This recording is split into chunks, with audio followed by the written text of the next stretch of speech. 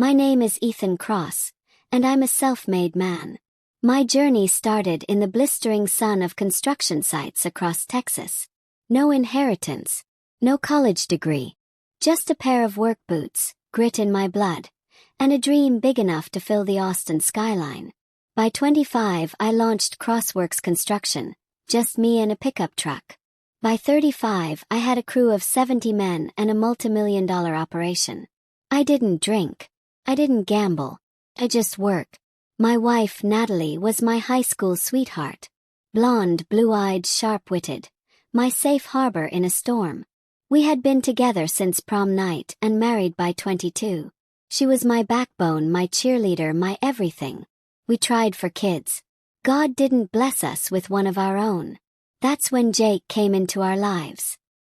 Chapter 2. The son I never had. Jake was the son of my old war buddy, Ryan Keller, who died overseas in Iraq. When Jake was 17, he had no father, a struggling mom, and too much anger in his eyes. I saw myself in that kid. I hired him at 19. Paid for his welding certification. Let him crash in our guest house. Natalie even cooked for him. He called me Big E. I called him Champ. I taught him everything. How to negotiate a bid. How to inspect rebar like your life depended on it. How to read people. I showed him blueprints, introduced him to suppliers, and even let him sit in on investor meetings. He soaked it up like a sponge. But in hindsight, I taught a snake how to shed its skin. Chapter 3. Cracks in the foundation. Started subtly. Jake started dressing sharper. Tailored suits, shiny watches, silk ties. Natalie brushed it off. "He's just growing up, Ethan," she said. "You should be proud." Then came the missed shipments, late deliveries, and suppliers claiming we never paid. I started double-checking our bank statements. Some things didn't add up. When I asked Jake, he chalked it up to clerical errors. The man I once trusted like a son started lying to my face. And Natalie. She began pulling away. Her kisses became shorter. Her eyes distant. She'd go to yoga and come home hours later showered, her hair still wet. Then one day, I came home early from a site inspection. Their voices were faint, but not faint enough. From the hallway I heard it. Natalie laughing. Jake's deep voice whispering something low and dirty. I stood outside the bedroom door. My heart thundered. Then I heard it, my name. Natalie giggling. If Ethan ever finds out. Chapter 4. The breaking point. I didn't storm in. I didn't scream. I walked away, drove until I hit a rest stop, and sat in silence for 4 hours. Then I returned to the house and acted like nothing happened. But I started planning. I didn't just want to expose them. I wanted to crush them. Chapter 5. The setup. For 6 months I played dumb. I let Jake think he was winning.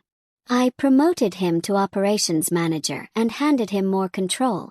I let him sign contracts and handle investors.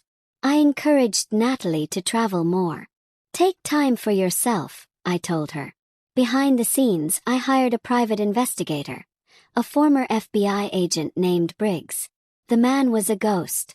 Within 3 weeks, he gave me everything. GPS data, bank transactions, security footage of Jake and Natalie meeting at motels. Hell, he even had audio. I also started a new company, registered under my old Army buddy's name. Phoenix Forge Construction. Same business model. New branding. Quietly, I began poaching my best foremen and loyal clients, those who had been uneasy with Jake's growing control. Chapter 6. The kill shot. I created a fake health emergency. Told Natalie I was stepping away to recover. Told Jake to run the show. Natalie actually hugged me. "I'm proud of you for taking care of yourself," she said. Jake patted my back.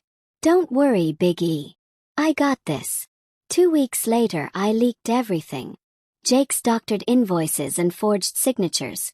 Sent to the IRS and State Contractors Board. A damning recording of Jake boasting about laundering funds. Sent to a local journalist. Natalie's account transfers into a secret joint account with Jake.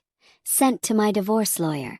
By the end of the month, Jake was arrested for fraud, embezzlement, and breach of fiduciary trust. Crossworks' assets were frozen, pending investigation. And Natalie. She was served with divorce papers while visiting Jake in jail. He screamed, cried, "You tricked me." I just smiled and said, "I taught you both how to play this game, and you forgot who the master was." Chapter 7, The Comeback. I launched Phoenix Forge construction the next day. Our first project. The renovation of the same downtown hotel Jake once used to cheat with Natalie. Irony's sweet. Investors who had walked away returned. Old clients signed multi-year deals. Former workers begged to come back. Within 12 months, Phoenix Forge was valued at $8.2 million. Jake got 6 years in prison. Natalie tried to fight the prenup, lost. She now lives in a studio apartment working retail, while Jake writes her letters from behind bars. Chapter 8. Final words. Now I live in peace. I fish on weekends, mentor young builders. And I sleep alone, but with my dignity, pride, and empire intact. Revenge didn't heal everything, but it sure felt good to watch two snakes burn in the fire they lit.